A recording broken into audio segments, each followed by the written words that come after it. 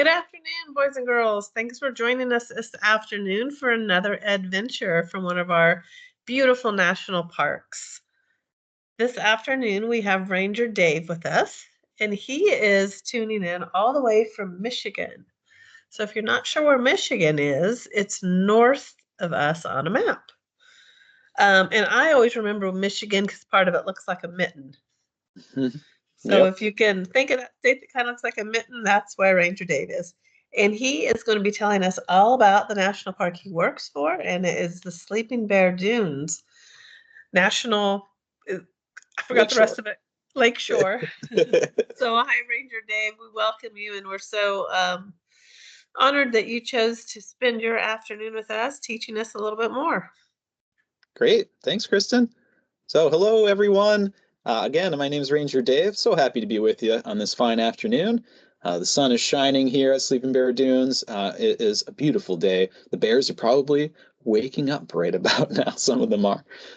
So we like to kick off all of our programs with just a little introduction to the National Park Service. Maybe you've heard of us. Maybe you've already seen some presentations from other rangers, but it can't hurt to just start there. What is the National Park Service? So we have parks all over the country in all 50 states, and we all share the same symbol that's next to me on the screen here, our lovely arrowhead symbol, we call that. We wear it proudly on our left shoulders of our uniforms. It's on all our signs around all our national parks. You might have seen it already. And all the pictures that are inside of this symbol all stand for things that we protect, because that is our mission, to preserve and to protect our beautiful parks so that people like you can enjoy them. So I'll start by describing it real quick. There's different pictures inside of that symbol, right? And we're going to start down at the bottom here. We have a little critter known as a bison. So you might think a buffalo when you look at that picture. That's another name for it, but a better name, a more accurate name, we call them bison. And we have some of these in Yellowstone National Park, for example, but we don't have any here at Sleeping Bear Dunes. That'd be pretty cool to see bison roaming the dunes, but we don't have any, but that's all right because, like I said, it just stands for something we protect, right? So this bison, it stands for all the animals, all the wildlife in our national park sites.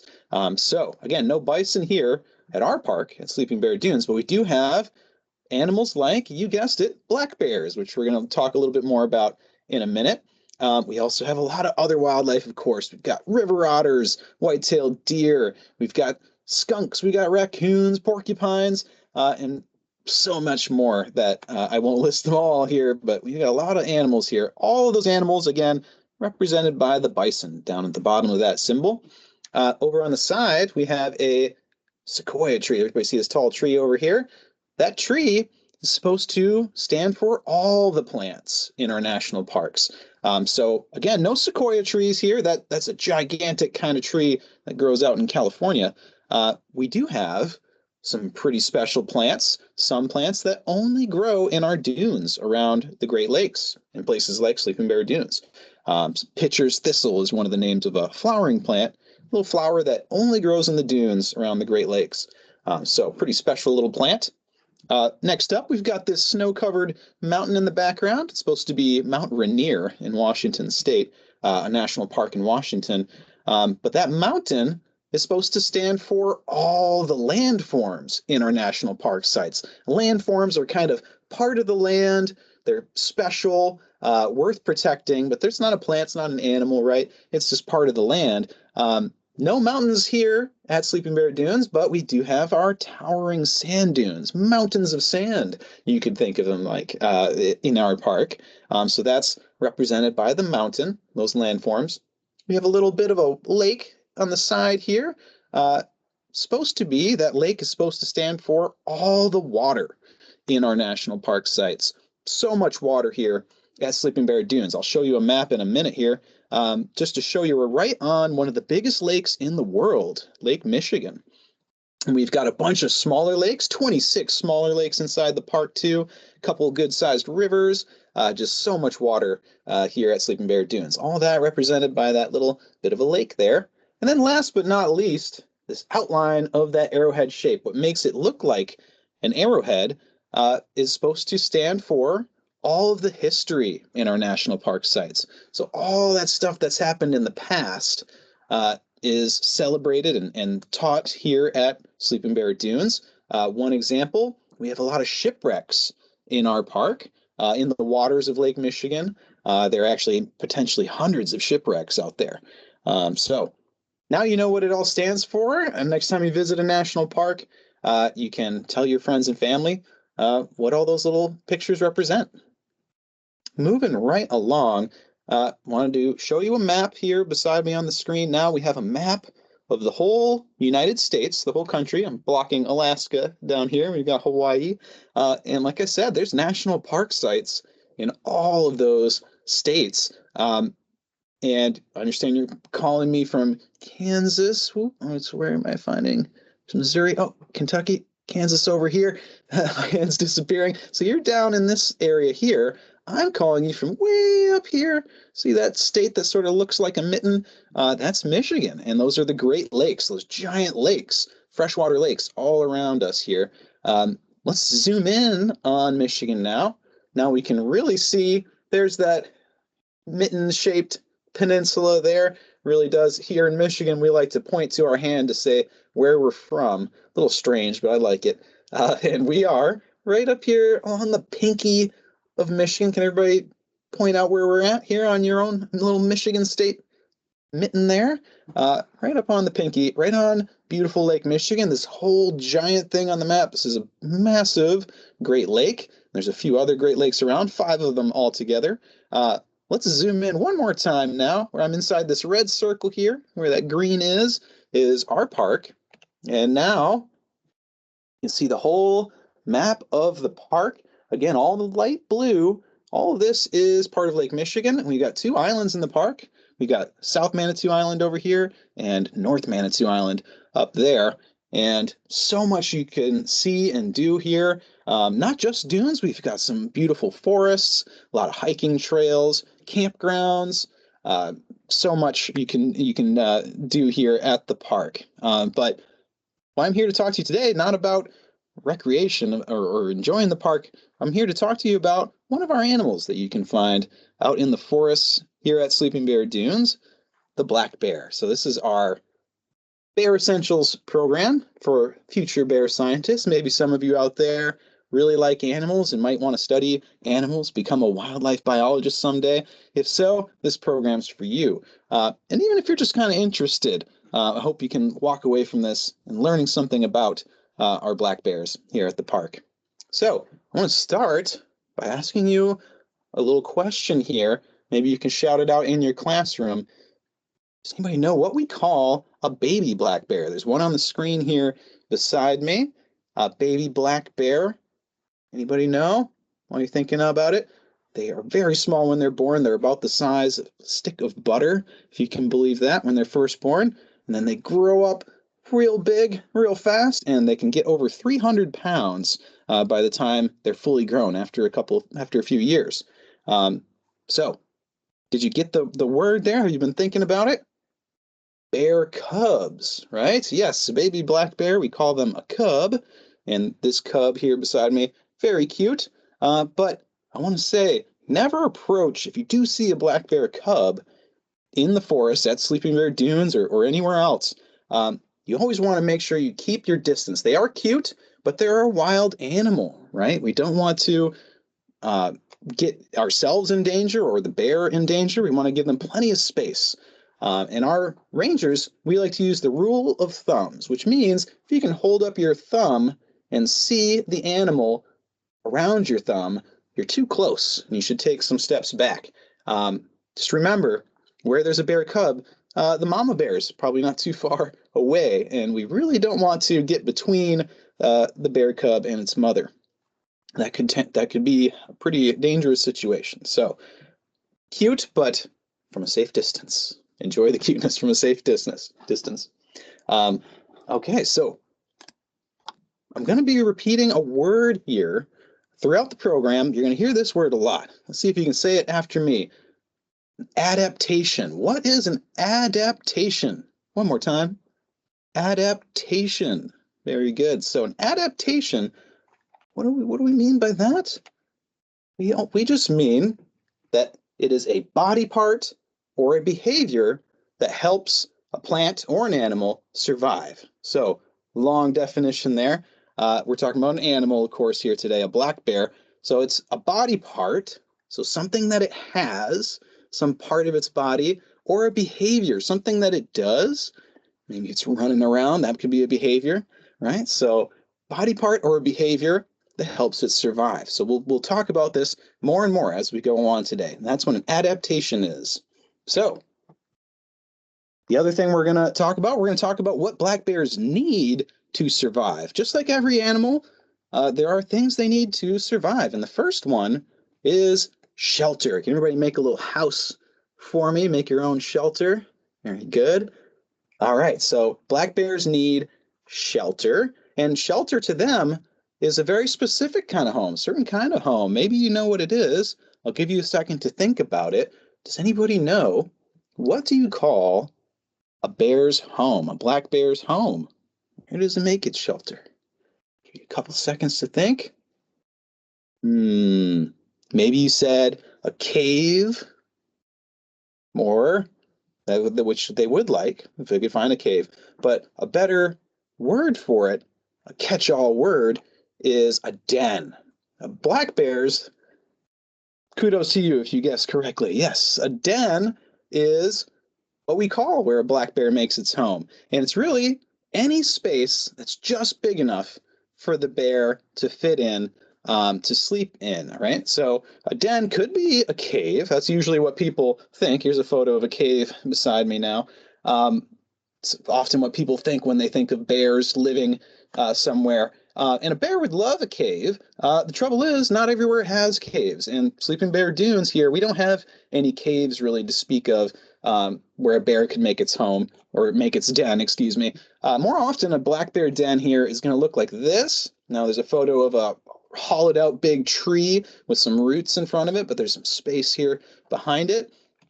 Or it might look like this. Here's one in the winter time, kind of a little hole dug into the side of a hill. Again, some roots, branches going across it there. Here's one more example. Love this. This makes me think of like a hobbit hole, right? A little circular doorway here. All of these are examples of black bear dens, potential black bear dens. Now that we're thinking about dens, the first adaptation I would like to ask you about is a body part one. Little clue for you, body part adaptation. Let's say a black bear finds a space, a little hole in the ground that could be a den, but it's not quite big enough for the bear to fit inside. What do you think? What adaptation, what body part would that bear have to use to make that den bigger? Think about it. And you can show me with your own body too. I won't be able to see it, but you can show your teacher what body part you would use to make the den bigger. What do you think? Probably gonna use their claws. Did you get it? Great job if you did. Their claws. And I'm gonna grab a claw to show you now here. Let me get it out of my little supply kit here. All right, got a bear claw right over here. I'll hold it up to the camera for you. Here's a black bear claw, and it's pretty good size. This one's, I don't know, get pretty close to my pinky in length, and their claws are made of the same stuff as your fingernails. Yeah, I know. They've adapted, this is their adaptation, so that their fingernails have turned into these long, pointed claws that are great not only to dig out a den and make a den bigger so that they can fit, but also it makes them really good climbers. So here's a photo of another cub, right? Oop, there goes my hand.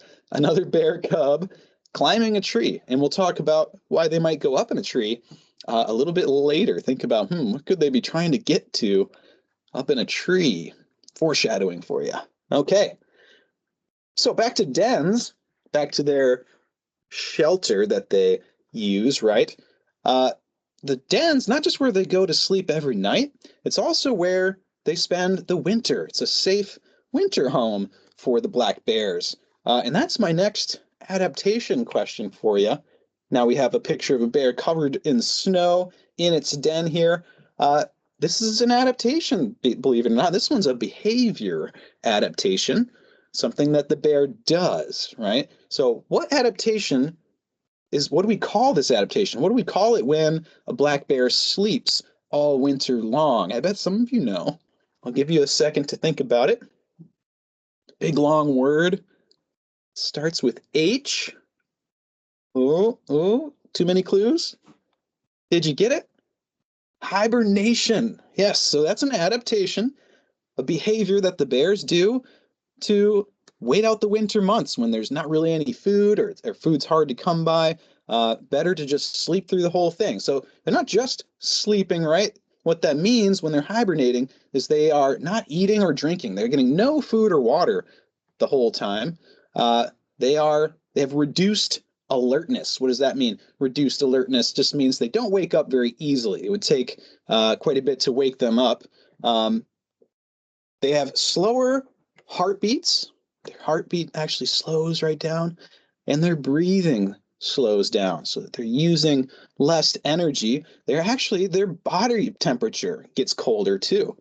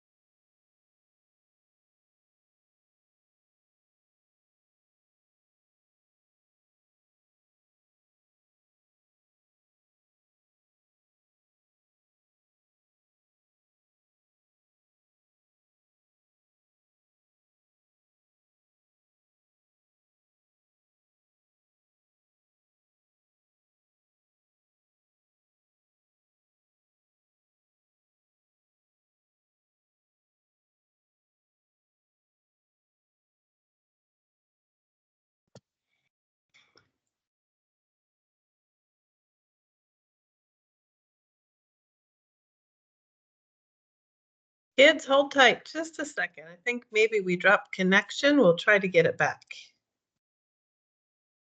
Hey, Ranger Dave, I think we lost you for a second. I'm going to bring you back on the screen. If you could unmute now.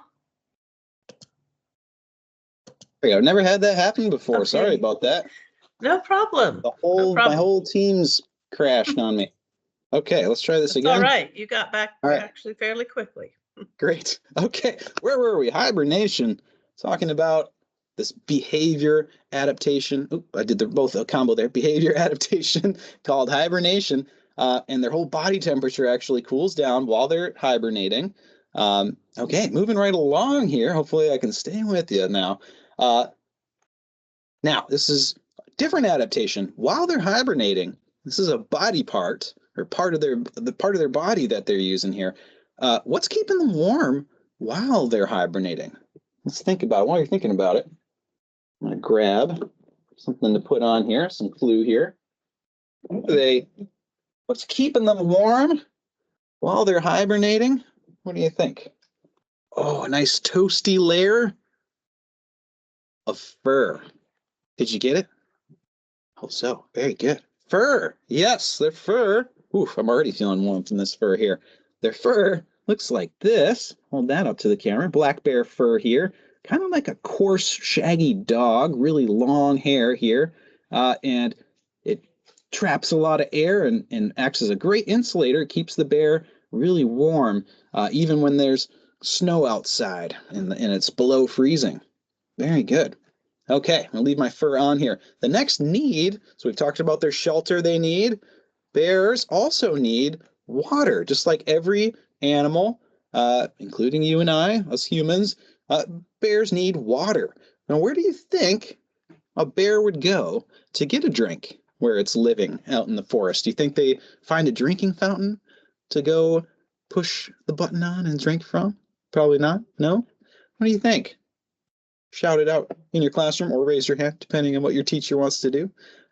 You can shout out some answers, perhaps. What do you think? Did you think a lake or a river or a pond or a stream? All of those are correct answers if you said that. And I'll show you some photos here. I'll add that bears, they're going to make their den close to a water source. So because they don't want to go really far every time they get thirsty, they're usually going to make their den near a body of water like this, where these bears are. Here is a bear walking on the beach at Sleeping Bear Dunes. Here's a couple in a little lake. One's just looks like he's almost playing around in the water there. Another one stepping into the lake. And bears are actually, black bears, really good swimmers. So here's a photo of a black bear swimming across the lake. You can imagine their paws are great flippers kind of to propel them through the water. Great. All right. So bears love the water. And on a related note, the next need they have, so we've got shelter. Oh, I forgot to do the drink. They need water. And they also need, this last one, food. Black bears, just like all animals, they need to eat. And they are hungry, especially when they wake up around this time of year, when it's starting to get warm out in the springtime. There's going to be some hungry bears. So what do you think these black bears eat out there in the wild? What do you think? I bet I know some answers that you're thinking of. Maybe you're thinking of meat. Bears like to eat meat. But I hope you're thinking of some other answers too. I'll give you a second. That's making me hungry again. Thinking of all this food. What else would a bear want to eat? Yeah. You might have said the fish. Oh, I'm blocking the photo here. Black bear would love to eat a fish, but they'll eat also, what this is saying up here, they'll eat whatever they can find, pretty much. They're not too picky, black bears. We call them omnivores. So maybe you've heard of a carnivore that eats meat, or an herbivore that eats plants. Omnivore eats a bit of everything. Meat, plants, mushrooms, whatever they can get their jaws around, they could eat. So a fish, think about this. They would love to eat a fish, like this black bear in the photo, chewing on a fish there. But it's a bit of work to catch, say, a salmon in the river. It's harder than it sounds. They don't have a fishing pole in a lure, right? They got to actually catch that fish with their claws. So more likely, actually, in this other photo, black bears would like to find flowers like these. These are dandelions in this photo. And they don't have to work so hard, right? The flowers aren't going to run away. They can find a field of flowers, of dandelions, say, and sit down and munch on some flowers, and then move over to the next field, sit down, find some flowers, munch on some flowers. Yeah. They would love to do that. A lot less work. And another big one related to the flowers is, in this photo here, we have an acorn. So acorns are very nutritious, great for bears, and they'll even find stashes of acorns that squirrels have put together, little stashes of acorns, and so they'll eat all those up all in one go and add a lot of fat on there. So very good. Oh, maybe you thought of, too, honey. Bears would love to get some honey. Oh, it looks like I only got 5 minutes left. I better go quick. And black bears, not meerkats, of course, but something that black bears have in common with Timon here is they also love grubs and these rotting logs. Very good. All right, moving right along. What do you think? What adaptations would they use to find their food? So this is another body part. What body part would black bears use to find their food? Give you a little clue here. Ooh, put on my little hat here. What do you think? How do they find their food?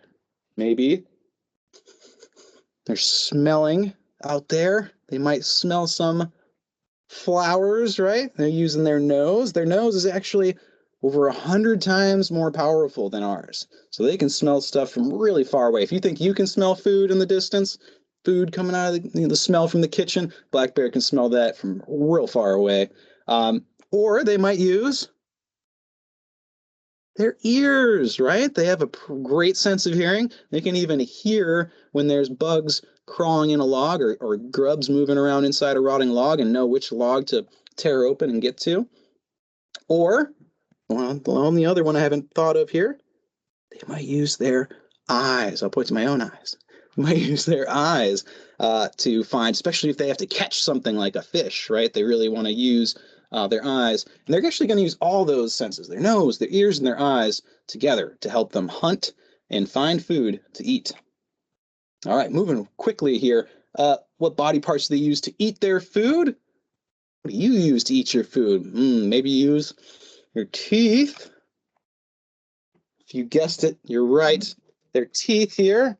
And in this photo, there's a bear with its mouth open. And I want to show you skull up close here pretty quickly. They have these big old canines for shredding up and grabbing onto meat. But they also have, because remember, they eat a lot of plant stuff too. They have these grinding teeth in the back so that they can chew on some acorns or some dandelions. Similar to us, we also have both those kinds of teeth because we're omnivores too. Okay, I'll move through these ones quickly since I'm only got a couple minutes here. Sorry about that disconnection earlier. Science caps on here. Let's think here. How would we know for sure what a black bear has been eating? Well, you might think you could put a camera out in the forest and take pictures of a bear over there eating something. That might work. Maybe though the bear won't eat right in front of the camera, so you can't know for sure what they've been eating. The real way, not the nicest smelling way maybe to find out, is you got to find their scat. So that's what a bear scientist would do, a wildlife biologist. They would find the bear's scat, which is the scientific word for their poo. And they could tell from that what they've been eating. Like in this photo, there's some bear scat with some remains of some blueberries in it. This one has some little tufts of fur in it, so they must have eaten some kind of animal. So that's how you know for sure. If you want to be a wildlife biologist someday, you might have to find some scat. Moving right along. Do you think bears should eat human food? What do you think? Thumbs up for yes, thumbs down for no. What do you think? Should bears eat human food? I hope I got a bunch of thumbs down. No, black bears should not eat human food. We do not want them eating human food. Would they like to eat human food? Sure. Black bears will eat whatever they can find, right? But it's not good for them to be eating human food, number one. And it's not good for us. Like in this photo, there's some bears tearing into some tents trying to find some food. If black bears lose their fear of humans, they might try to find food in the campground. And we really don't want that. We want our bears to stay wild and to keep their fear of humans so that they aren't trying to get into the campgrounds. If you are camping, use a bear box like this to hold all your food in. It's like a big metal box. Here is what it looks like open, and it can fit your coolers and food in there. That'll keep them from getting there. And the very last thing here is space. This is the last need. They need space to live in, like any other animal. And my question is, how much space would they need? We don't need an exact number here. I can just tell you that they need a lot of space. This map shows you where you used to find black bears all over North America.